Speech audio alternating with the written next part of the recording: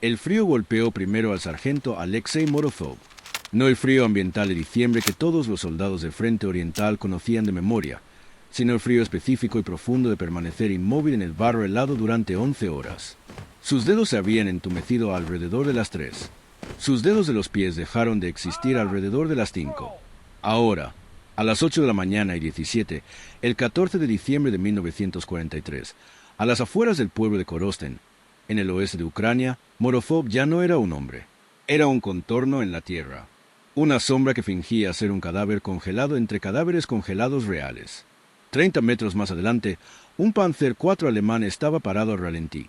El vapor de escape se elevaba blanco contra la mañana gris. La tripulación había desmontado para inspeccionar los daños en las orugas causados por el impacto de una mina 2 horas antes. Fueron descuidados. Relajados. La línea del frente estaba a 6 kilómetros al sur. Se suponía que esta era una zona de retaguardia segura. Morozov ajustó su respiración. Lenta, superficial, invisible. En sus manos, cubierto del mismo barro que cubría cada centímetro expuesto de su cuerpo y uniforme, sostenía un fusil Mosin-Nagant que olía a la tierra donde lo había enterrado 3 días atrás. Su pelotón se rió cuando explicó el método.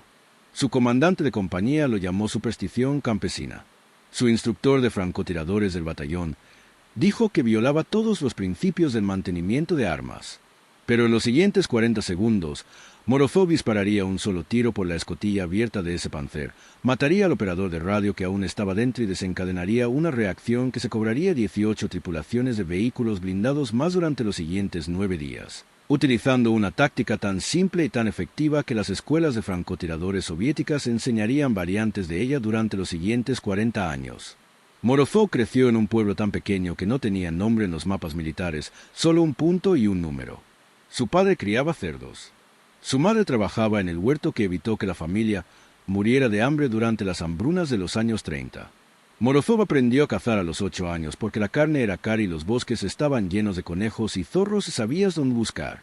Su abuelo, que había luchado en la Primera Guerra Mundial, le enseñó lo básico: paciencia, quietud, la comprensión de que el animal no es tu enemigo, simplemente no te percibe, y en el momento en que se da cuenta, ya estás perdido. A los 12 años, Morozov podía sentarse inmóvil entre la maleza durante 3 horas esperando que pasara un ciervo. A los 15, era el mejor cazador en un radio de 50 kilómetros. No el mejor tirador. Otros también podían disparar. Pero nadie podía esperar como Morozov. Nadie podía hacerse invisible como él. Cuando los alemanes invadieron en 1941, Morozov tenía 19 años. Se alistó. Le entregaron un fusil y lo enviaron al frente con 2 semanas de entrenamiento. Sobrevivió haciendo lo que siempre había hecho: esperar, observar, no correr riesgos innecesarios. Mientras otros soldados cargaban y morían, Morozov se cubría, observaba y disparaba solo cuando el objetivo estaba seguro. Sus oficiales lo notaron. A principios de 1942, lo reasignaron a una unidad de francotiradores. Le dieron un Mosin-Nagant, un fusil con mira telescópica que, en las manos adecuadas, tenía una precisión de 800 metros. Le enseñaron a calcular la distancia, a leer el viento y a camuflarse. Pero no le enseñaron paciencia. Ya la tenía. Si quieres ver cómo el hijo de un granjero convirtió el barro en un sistema de armas que aterrorizó a la Wehrmacht, suscríbete ahora. No se trata de tecnología. Se trata de lo que sucede cuando alguien comprende su entorno mejor que el enemigo. El problema al que se enfrentó Morozov a finales de 1943 era el mismo que enfrentaba todo francotirador soviético. Los vehículos blindados alemanes se estaban volviendo cautelosos. Al principio de la guerra, las tripulaciones de los tanques habían sido descuidadas, exponiéndose, parándose en escotillas abiertas, moviéndose predeciblemente. Para 1943 habían aprendido. Las escotillas permanecían cerradas excepto cuando era absolutamente necesario. Las tripulaciones usaban cascos y se movían rápidamente. Los francotiradores aún podían matar a la infantería desmontada, pero los propios tanquistas se estaban convirtiendo en blancos difíciles. Y matar a un tanquista era más valioso que matar a la infantería. Una tripulación de tanques entrenada representaba meses de entrenamiento especializado. Un tanque destruido podía ser reemplazado en semanas. Una tripulación hábil tomaba mucho más tiempo. La doctrina soviética enfatizaba apuntar a oficiales y especialistas. Los tanquistas entraban en esa categoría. pero encontrarlos en un estado lo suficientemente vulnerable como para disparar era cada vez más raro. Morozov creía que el problema eran las expectativas. Los tanquistas alemanes esperaban que los francotiradores operaran desde edificios, líneas de árboles, posiciones elevadas. Exploraban esas áreas cuidadosamente. Lo que no esperaban era un francotirador tendido al descubierto, cubierto de barro, indistinguible del propio terreno. La idea se le ocurrió mientras observaba a una garza cazar ranas en un pantano cerca de su pueblo. La garza no se escondió tras los juncos. Se quedó en el agua abierta, inmóvil, con el mismo aspecto que una rama muerta. Las ranas pasaron nadando junto a ella, y entonces la garza atacó. Morozov pensó en esa garza durante meses. Pensó en cómo la invisibilidad no siempre se trata de cubrirse. A veces se trata del contexto, de estar tan fuera de lugar que el cerebro enemigo te descarta como irrelevante. Probó la teoría en noviembre de 1943. Tomó su rifle, le quitó cualquier cosa reflectante o geométrica. Se quitó las cubiertas de la mira. Se quitó el casco. Se envolvió la cabeza en un paño. Luego fue a tierra de nadie. Encontró un cráter proyectil medio lleno de barro helado y se tumbó en él. No detrás de él, en él. Se sumergió hasta que solo sus ojos y la boca de su rifle estuvieron sobre la superficie. Luego esperó. 6 horas. Una patrulla alemana caminó a 10 metros de él. Estaban buscando francotiradores, escudriñando las ruinas, observando la línea de árboles. Nunca miraron hacia abajo. Nunca consideraron que el barro en sí mismo pudiera ser hostil. Morozov no disparó. Estaba probando. Cuando la patrulla se fue, se extrajo, regresó a las líneas soviéticas e informó lo que había aprendido. Su comandante pensó que estaba loco. Dijo que yacer en el barro helado durante horas le causaría hipotermia, congelación y probablemente neumonía. Morozov dijo que era cierto, pero también lo haría invisible. El comandante le dijo que no lo volviera a hacer. Morozov asintió. Lo volvió a hacer la semana siguiente. El rifle Mosin Nagant que portaba Morozov era un arma diseñada para condiciones adversas. No era elegante. No estaba fabricado con precisión. Era un simple rifle de cerrojo que disparaba un cartucho de 7,62 por 54 milímetros y podía funcionar en barro, nieve, arena o hielo con un mantenimiento mínimo. La mira telescópica de Pu montada en las variantes de francotirador era básica pero fiable. 4 aumentos. Retícula simple, lo suficientemente resistente como para sobrevivir a caídas, congelación o inmersión. Morozov amaba el rifle porque toleraba el maltrato. Podía enterrarlo en el barro, desenterrarlo horas después, limpiar el cerrojo y disparaba. Esa tolerancia era crucial para la táctica que estaba desarrollando, porque permanecer en barro helado durante horas significaba que el rifle también estaba en barro helado. La humedad se filtraba por cada grieta. La suciedad incrustaba la acción. Un arma delicada se atascaría. El Mosin no se atascaba. Simplemente funcionaba. El barro en sí mismo era parte del sistema. Morozov descubrió que se cubría el rifle. Su uniforme y su piel expuesta con tierra húmeda desdibujaba su silueta con tanta eficacia que ni siquiera los observadores entrenados podían detectarlo a corta distancia. El barro se secaba, adquiriendo un acabado mate que no reflejaba la luz. Oscurecía las líneas geométricas del rifle. Lo hacía parecer terreno fértil. El frío era el precio. Estar tumbado en el barro helado durante horas era una agonía. Morozov aprendió a manejarlo moviéndose en microdistancias cada 20 minutos. Un dedo de la mano, un dedo del pie, lo justo para mantener la sangre fluyendo sin crear un movimiento visible. Aprendió a ignorar el dolor. Aprendió a aceptar que tendría frío, que le dolería el cuerpo, que pasaría el resto del día descongelándose. La pregunta era si el frío lo mataría antes que matara a su objetivo. Hasta ahora, el objetivo siempre había muerto primero. El frente oriental en invierno era un paisaje diseñado para matar. Las temperaturas descendieron a menos 30 grados Celsius. La nieve caía en oleadas que sepultaban pueblos enteros. Los caminos se volvieron intransitables. Las líneas de suministro se congelaron. Los soldados de ambos bandos morían de frío con la misma frecuencia que por las balas. Los alemanes, desacostumbrados al clima, sufrieron terriblemente. Su equipo se congeló. Sus vehículos se negaron a arrancar. Sus soldados se abrigaban con cualquier ropa que pudieran encontrar entre los rusos muertos. Los soviéticos tenían la ventaja de comprender el frío. Sabían cómo vestirse, cómo moverse, cómo sobrevivir. Pero incluso para ellos, el invierno era un enemigo tan peligroso como la Wehrmacht. La decisión de Morozov de tumbarse en el barro helado no solo era tácticamente arriesgada, era un suicidio médico. La exposición prolongada a temperaturas bajo cero mientras estaba inmóvil causaba hipotermia en cuestión de horas. La congelación se instalaba en las extremidades expuestas. El cuerpo humano no estaba diseñado para funcionar a esas temperaturas sin movimiento. Morozov lo sabía. Lo hizo de todos modos. Escribe la palabra invisible en los comentarios si alguna vez has tenido que soportar algo insoportable para lograr algo importante. Cuéntanos si entiendes el costo. 14 de diciembre, 8:17. La tripulación del tanque alemán llevaba 90 minutos trabajando en la oruga dañada. 3 hombres afuera, 1 adentro. El de adentro era el objetivo de Morozov. Era el operador de radio, visible a través de la escotilla abierta del comandante, sentado en su puesto, probablemente manteniendo activa la red de mando mientras continuaban las reparaciones. Morozov lo había estado observando desde las 6:30, observando la rutina, la forma en que el hombre se inclinaba hacia atrás cada 15 minutos para estirarse, la forma en que ocasionalmente se asomaba a medio camino de la escotilla para fumar, la forma en que se sentía seguro porque la línea del frente estaba lejos y ningún francotirador soviético podía estar tirado en el barro a 30 metros de un Panzer averiado a plena luz del día. Morozov calculó la distancia de tiro. 33 metros. Sin viento. El hombre estaba inmóvil.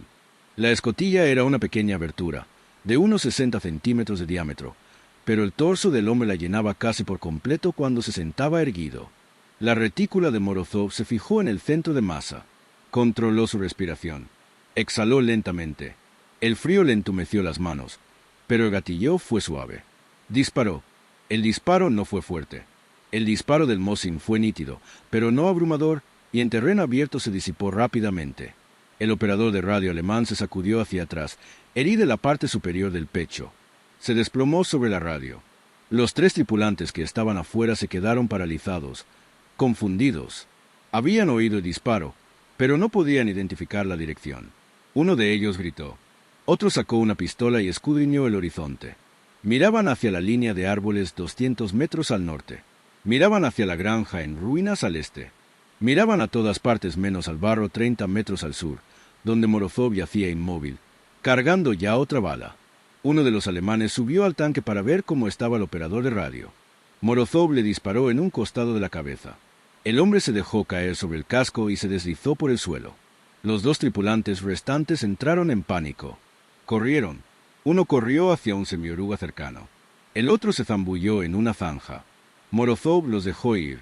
No estaba cazando infantería. Estaba cazando la tripulación del tanque. Misión cumplida. 2 muertos. El tanque ahora era ineficaz en combate, sin tripulación y abandonado. Morozov no se movió. Procedimiento estándar. Tras una baja, hay que esperar. El enemigo enviará una fuerza de reacción. Buscarán. Si te mueves, te verán. Si te quedas quieto, pasarán junto a ti buscando a un francotirador escondido a 200 metros de distancia. 20 minutos después, llegó un escuadrón alemán. 8 hombres. Se dispersaron buscando metódicamente. Un soldado caminó a 5 metros de Morozov, lo suficientemente cerca como para que Morozov pudiera ver el barro en sus botas. El soldado miraba fijamente la línea de árboles, con el fusil en alto, esperando una emboscada a lo lejos. Nunca bajó la vista. El escuadrón buscó durante 40 minutos, no encontró nada y se retiró. Morozov esperó otra hora. Luego, lenta y cuidadosamente, se extrajo del barro. Sus articulaciones le gritaban. Sus dedos no se doblaban. Se arrastró 200 metros al sur hasta una zanja de drenaje, luego la siguió hacia el este hasta perderse de vista del Panzer averiado. Entonces se incorporó, a duras penas, y regresó caminando las líneas soviéticas. Su pelotón lo vio acercarse y pensó que era un prisionero alemán cubierto de barro. Cuando se dieron cuenta de que era Morozov, le preguntaron cuántos había disparado. Dijo 2. Le preguntaron desde dónde había disparado. Señaló hacia la posición alemana. No le creyeron. Les mostró el barro acumulado en su fusil. Dejaron de reír. La reacción en la unidad de Morozov fue mixta. Algunos soldados comprendieron el valor táctico de inmediato. Otros pensaron que estaba loco. Su sargento de pelotón, un veterano llamado Petrov que había sobrevivido a Stalingrado, tomó a Morozov aparte y le pidió que le explicara el método en detalle. Morozov describió el proceso: infiltrarse de noche, Buscar una posición en campo abierto con visibilidad despejada hacia las posibles áreas de concentración alemanas. Cubrirse completamente de barro. Permanecer inmóvil hasta que se presente un objetivo. Disparar. Esperar a que concluya la búsqueda. Retirarse lentamente. Petrov preguntó cuánto tiempo podría Morozov soportar ese nivel de exposición. Morozov dijo que no lo sabía. Petrov preguntó qué pasaría si Morozov perdía el conocimiento por hipotermia mientras estaba en posición. Morozov dijo que entonces moriría. Petrov lo miró fijamente un largo rato y luego dijo que no impediría que Morozov usara la táctica, pero que no ordenaría a nadie más que la intentara. Morozov dijo que estaba bien. No necesitaba ayuda. El oficial político de la compañía, un hombre llamado Sokolov, quien creía en la pureza de la doctrina soviética y la superioridad de las tácticas aprobadas, se enteró del método de Morozov y exigió una explicación. Morozov repitió los detalles. Sokolov afirmó que la táctica era imprudente, poco militar y potencialmente autodestructiva. Añadió que los francotiradores eran recursos valiosos y no debían desperdiciarse en tácticas suicidas. Morozov preguntó si matar a 2 tanquistas alemanes sin perder un solo soldado soviético se consideraba un desperdicio. Sokolov respondió que ese no era el objetivo. Morozov preguntó cuál era el objetivo. Sokolov respondió que la disciplina y el apego a los procedimientos establecidos. Morozov dijo que lo tendría en cuenta. Sokolov informó de la conversación al comandante del batallón, quien revisó el historial de servicio de Morozov, anotó la serie de bajas confirmadas y decidió que, mientras Morozov siguiera obteniendo resultados, podía usar los métodos que quisiera. Esa decisión salvó vidas. Además, sentó un precedente que posteriormente sería aprovechado por otros francotiradores soviéticos que se enfrentaban a problemas tácticos similares. Suscríbete ahora si crees que las personas más peligrosas en la guerra son las que tienen la paciencia de integrarse al mundo. Estas son las historias que te muestran cómo se ganaron las batallas, un hombre invisible a la vez. Durante los 9 días siguientes, Morozov repitió la táctica 6 veces más. Cada enfrentamiento seguía el mismo patrón: infiltrarse de noche, encontrar una posición, cubrirse, esperar. En cada ocasión, identificaba una zona con muchos objetivos donde los blindados alemanes estaban preparados o reparando. En cada ocasión, permanecía tendido en el barro congelado durante horas, a veces más de 12, esperando a que la tripulación se expusiera. El desgaste físico era acumulativo. Tras el segundo enfrentamiento, Morozov desarrolló una tos persistente.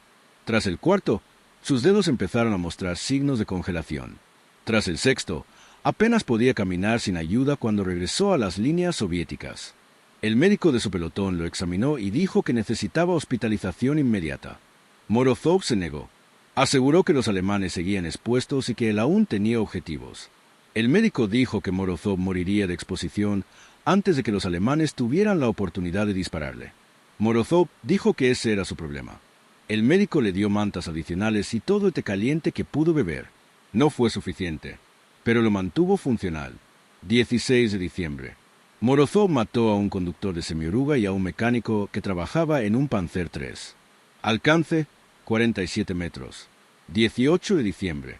Mató a un comandante de tanque que había salido de su vehículo para orinar. Alcance, 63 metros. El hombre nunca supo que lo golpeó. 20 de diciembre. Morozov se enfrentó a un grupo de 4 tanquistas alemanes que estaban cerca de un cañón de asalto Stu-G3 inutilizado. Disparó 3 tiros en rápida sucesión. 2 hombres muertos. 1 herido. El cuarto escapó. 22 de diciembre. Morozov mató a un comandante de Panzer y a su artillero durante una rotación de tripulación. Ambos hombres murieron antes de que pudieran cerrar la escotilla. Para el 23 de diciembre, Morozov había matado a 17 tripulantes de vehículos blindados alemanes utilizando la táctica del barro. Las muertes número 18 y 19 se produjeron el 24 de diciembre cuando se enfrentó a un equipo de reparación que trabajaba en un tanque Panzer. Un disparo mató al jefe de tripulación. El segundo mató a un mecánico que intentaba arrastrar al primer hombre a un lugar seguro. Morozov esperó la búsqueda, lo rescataron y regresó caminando a las líneas soviéticas. Se desplomó a 50 metros de su propia trinchera. Su pelotón lo trasladó al puesto de socorro. 2 días después, despertó en un hospital de campaña con congelación severa en ambos pies y 3 dedos de la mano izquierda. Los médicos dijeron que tenía suerte de estar vivo. Morozov preguntó si los alemanes seguían muriendo. Los médicos respondieron que no lo sabían. Morozov dijo entonces que aún no había tenido suerte. Los alemanes comenzaron a entrar en pánico. Sus informes posteriores, recuperados posteriormente por los oficiales de inteligencia soviéticos durante el avance hacia el oeste, describían a un francotirador o equipo de francotiradores desconocido que operaba en la retaguardia con impunidad. Algunos informes especulaban que los soviéticos habían desplegado una unidad especializada de cazadores asesinos, entrenada en infiltración profunda. Otros sugerían actividad partisana. Unos pocos identificaron correctamente la amenaza como un francotirador solitario que usaba un camuflaje poco convencional, pero esos informes fueron descartados por inverosímiles. La idea de que un solo tirador soviético pudiera infiltrarse en zonas de retaguardia seguras, pasar desapercibida en campo abierto y matar a tripulaciones de tanques entrenadas a corta distancia, sin ser capturado ni abatido, era demasiado absurda para ser creíble. Los oficiales alemanes reforzaron los protocolos de seguridad. Las escotillas debían permanecer cerradas en todo momento a menos que fuera absolutamente necesario. Se prohibía a las tripulaciones desmontar sin escolta de infantería. Las reparaciones debían realizarse cubierto o de noche. Se apostaron centinelas con órdenes de vigilar el terreno, no solo el horizonte. Estas medidas ayudaron, pero también ralentizaron las operaciones, aumentaron la fatiga de las tripulaciones y crearon una sensación generalizada de vulnerabilidad.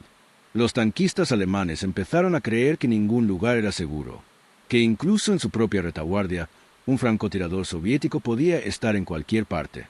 Ese miedo era más valioso que las propias bajas. El miedo degrada el rendimiento. Vuelve a los soldados vacilantes, cautelosos, lentos. En la guerra blindada, donde la velocidad y la decisión son cruciales, esa vacilación puede ser fatal. Morozov no solo mató a 19 hombres. Destruyó la confianza de todos los tanquistas alemanes en su sector operativo. Los obligó a tratar su retaguardia como si fueran la primera línea. Les hizo malgastar tiempo y recursos en medidas de seguridad que deberían haber sido innecesarias. Y todo esto a la espera, tendido en el barro. El impacto estratégico fue desproporcionado al número de bajas. 19 alemanes muertos no ganarían la guerra.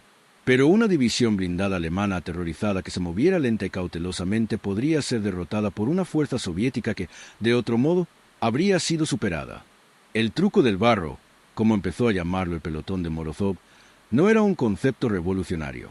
El camuflaje había sido un elemento básico de los francotiradores desde la invención de las armas de fuego estriadas. Pero la ejecución de Morozov fue extrema. La mayoría de los francotiradores usaban el camuflaje para mimetizarse con la cobertura existente. Morozov lo usó para convertirse en la cobertura. No se escondía tras el terreno. Él era el terreno. Ese cambio psicológico lo hizo casi indetectable. El cerebro humano está programado para reconocer patrones, rostros, siluetas, movimiento. Cuando no hay ninguno de esos patrones presentes, el cerebro categoriza la información como no amenazante y sigue adelante. Morozov aprovechó eso. Eliminó toda señal visual que indicara humano y la reemplazó con señales que indicaban terreno.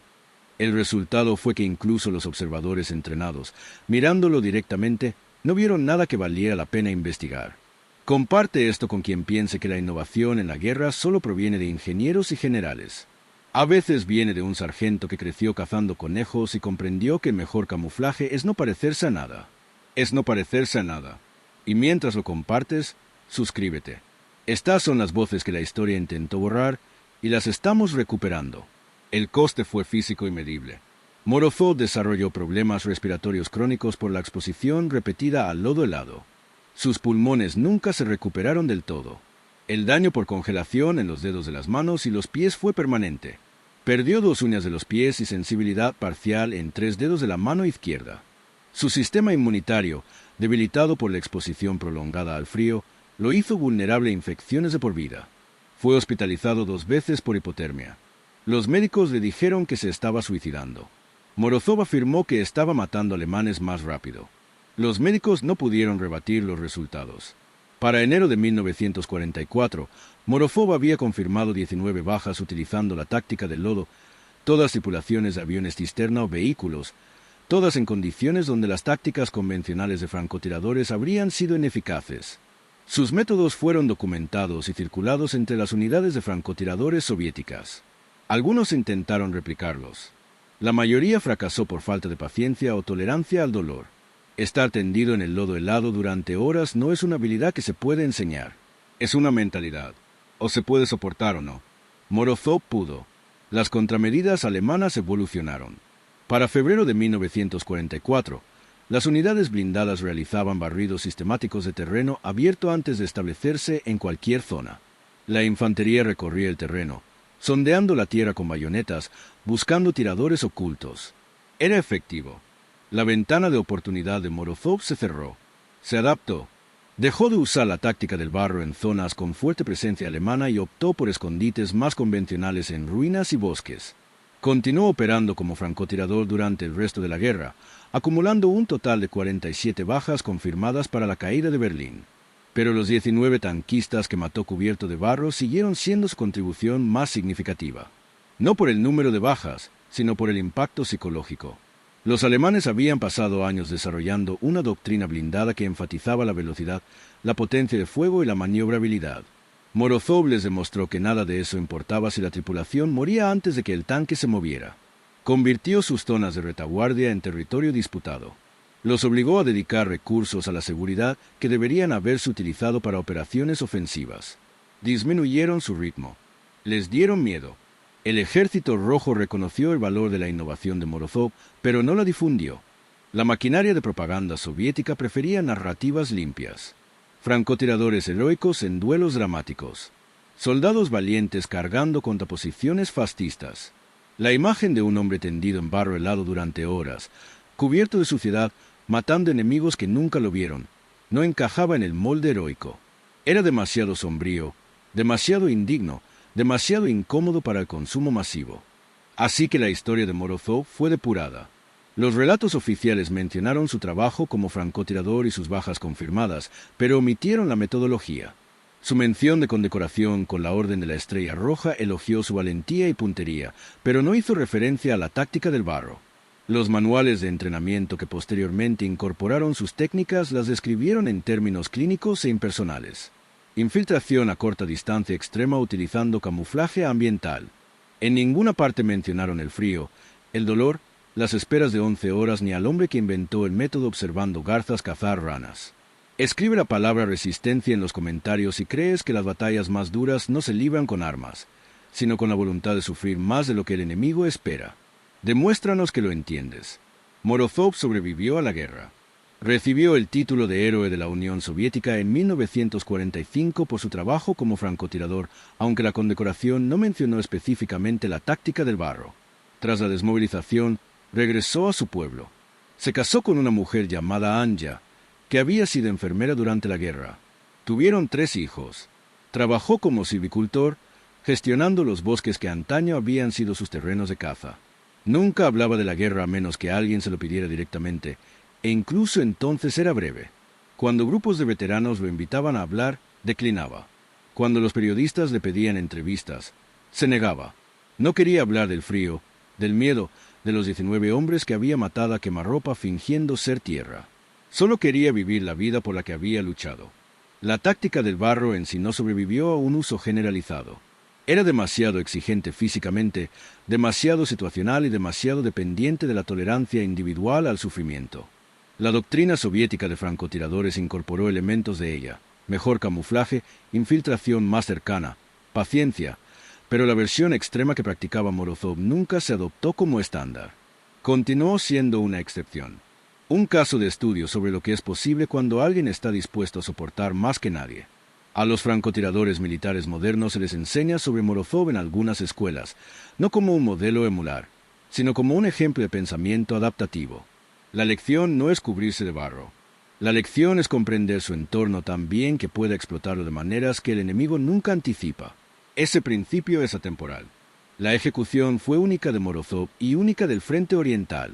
Nadie más tenía la combinación de experiencia en caza, conocimiento del entorno y pura resistencia obstinada para replicar lo que él hizo. En 1979, Morozov murió a la edad de 57 años. Complicaciones pulmonares, probablemente relacionadas con la hipotermia repetida que sufrió durante la guerra. Su obituario en el periódico local mencionó su condecoración de Héroe de la Unión Soviética y su servicio como francotirador. No mencionó a los 19 tanquistas. No mencionó el barro. Sus hijos encontraron una pequeña caja de madera entre sus pertenencias después de su muerte. Dentro había un cuaderno con anotaciones fechadas. 14 de diciembre de 1943. Panzer IV, 2 tripulantes. 16 de diciembre de 1943. Semioruba, 2 tripulantes. Las anotaciones continuaron hasta el 24 de diciembre. 19 en total. Cada anotación incluía alcance, condiciones y resultado. Clínico, impasible. El cuaderno fue donado a un museo militar en Kiev. Un investigador lo encontró en 2003 y cruzó las fechas con los registros de la unidad alemana. Todas las anotaciones coincidieron. Cada muerte confirmada. El investigador escribió un artículo sobre las tácticas de Morozov. El artículo fue publicado en una revista de historia militar que casi nadie leía. La historia, una vez más, casi desapareció. Las 19 tripulaciones de Panzer que desaparecieron no lo hicieron por la superioridad de la tecnología soviética. Desaparecieron porque un hombre de un pueblo sin nombre comprendió que la invisibilidad no se trata de esconderse. Se trata del contexto, de ser tan improbable que la mente enemiga se niega a procesarte como una amenaza. Morozov yacía en el barro helado durante horas, soportando un dolor que habría destrozado la mayoría de los soldados, porque sabía que el dolor era temporal y la muerte permanente. Sabía que si soportaba el frío lo suficiente, podía matar a hombres que creían estar a salvo. Y tenía razón. 19 veces, tenía razón. Eso no es suerte. Eso no es casualidad. Ese es el tipo de letalidad despiadada y paciente que no se celebra porque es demasiado incómoda para mitificarla. Pero es real. Y funcionó. El legado del truco del barro no se mide en cambios de doctrina ni en condecoraciones. Se mide en el hecho de que, durante un breve lapso finales de 1943, las tripulaciones blindadas alemanas que operaban en el oeste de Ucrania temían el terreno abierto. Escudriñaban el terreno en busca de amenazas. Desperdiciaron tiempo y recursos en medidas de seguridad contra un enemigo que no podían ver ni predecir. Y ese miedo, esa vacilación, esa ligera degradación del ritmo operativo, contribuyeron a la amplia ofensiva invernal soviética que finalmente hizo retroceder a los alemanes a través de Ucrania. Morozov no ganó la guerra. Ningún soldado lo hizo, pero cambió el cálculo en su sector. Hizo a los alemanes más lentos, más cautelosos, menos efectivos. Y en una guerra de desgaste, toda ventaja importa, incluso una medida en barro y paciencia. ¿Qué otra historia olvidada crees que debería contarse? Comenta abajo con tu sugerencia. Si esta historia cambió tu perspectiva sobre el Frente Oriental, dale a me gusta. Y suscríbete, porque la próxima vez hablaremos del oficial de logística que descubrió accidentalmente que los convoys de suministros alemanes seguían un patrón predecible y convirtió el análisis de hojas de cálculo en un arma que destruyó más material enemigo que escuadrones enteros de bombarderos. Esa historia redefinirá lo que crees que el trabajo de Estado Mayor logró en esta guerra. 14 de diciembre de 1943. Un hombre se convirtió en barro. La tripulación de un tanque murió sin saber de dónde venían las balas. Y durante los 9 días siguientes, 18 tripulaciones más lo siguieron hasta el suelo porque un francotirador soviético comprendió que el arma más efectiva no es el fusil. Es la voluntad de convertirse en algo que el enemigo no cree posible. Morozov lo hizo. Lo pagó con su salud, su comodidad y años de vida. Pero los hombres que salvó ralentizando los blindados alemanes nunca supieron su nombre. Los tanquistas que mató nunca vieron su rostro. Y la historia casi lo olvidó por completo. Casi.